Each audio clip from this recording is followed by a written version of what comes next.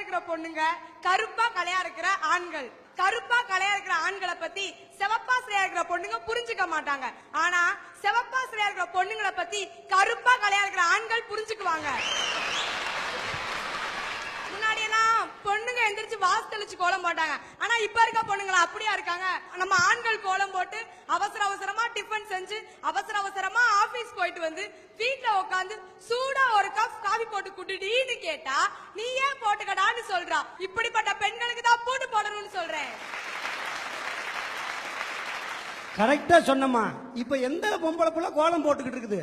Pipe ஒண்ணு கண்டுபிடிச்சிருக்காங்க இப்ப கோலம் போடுறதுக்குன்னு. பைப்புல ஒரு கை மாவை போட்டு இங்கிட்ட ஒரு உருட்டு நாசமா போங்கிறாங்க. அதையும் போன வாரம் காலையில 3:30 மணிக்கு வர்றையா என் வீட்டுக்காரி வந்தவ இந்தங்க இங்கிட்ட ஒரு உருட்டி விட்டுருங்கன்ட்டா. சரி இங்கிட்ட ஒரு உருட்டி விட்டு போறேன். பக்கத்துல விட்டு டீச்சரு சார் அப்படியே நம்ம வாசல 2 உருட்டி விட்டுருங்க. ஆம்பளைங்க பொழப்ப பாருங்க எப்படி இருக்குதுன்னு.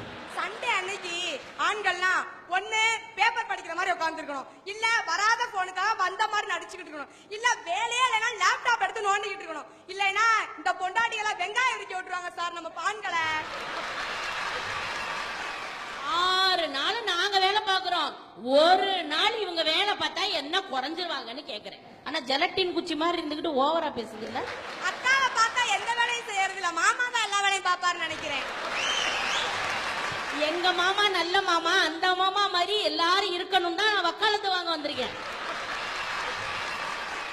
பசங்களோட லவ் ரஜினிகாந்த் மாதிரி எப்ப வரும் எப்படி வரும் யாருக்கும் தெரியாது. ஆனா பொண்ணுங்களோட லவ் சத்யராஜ் மாதிரி கேரக்டரே புரிஞ்சுக்க முடியாதுங்க. சிவன் காதலிச்சா திருவிளையாடல், பெருமாள் காதலிச்சா பெருமை, கிறிஸ்டன் காதலிச்சா லீல. ஆனா நம்ம பசங்க காதலிச்சா மட்டும் ஈவ் டீசிங். அவங்க காதல புரிஞ்சுக்காம ஈவ் டீசிங் பண்றாங்க இந்த பெண்கள். அப்படிப்பட்ட பெண்களுக்கு தான் சார் போட்டு போடணும்னு சொல்றேன்.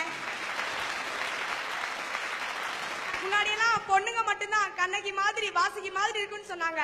ஆனா பசங்களை ராமன் வள்ளுவன் சொல்றது இல்ல. ஏன் தெரியுமா? அவங்க உண்மையான வள்ளுவனா வாழ்ந்துட்டு வராங்க சார். எத்தனை பேரு ராவணா இருக்காங்க? இன்னைக்கு எல்லா அவதாரமும் ராவண அவதாரமா தான் இருக்குது. இன்னொன்னு என்ன தெரியுமா? பொண்ணு பார்க்க போகும்போது சொல்லுவான் பொண்டாட்டி சீதை மாதிரி இருக்கணும், கண்ணகி மாதிரி இருக்கணும்னு. இப்ப பெண்கள் மட்டும் சீதையா இருக்கணும், ஆண்கள் மட்டும் ராவணனா இருக்கணும். இருக்கும் பொழுது எல்லாருமே ராமனா இருந்துட்டா உண்மையிலேயே சீதையை தான் இனிமேல் தேடி கண்டுபிடிக்கணுமோன்ற ஒரு நிலை வரணும். இப்ப இருக்க பொண்டாட்டி எல்லாம் புருஷனுக்கு என்னங்க மரியாதை கொடுத்துட்டு இருக்கா? கல்யாணம் ஆகி 3 மாசத்துல அவ கூப்பிடுவா, என்னங்க மாமா, ஏனுங்க மாமா, அத்தான்.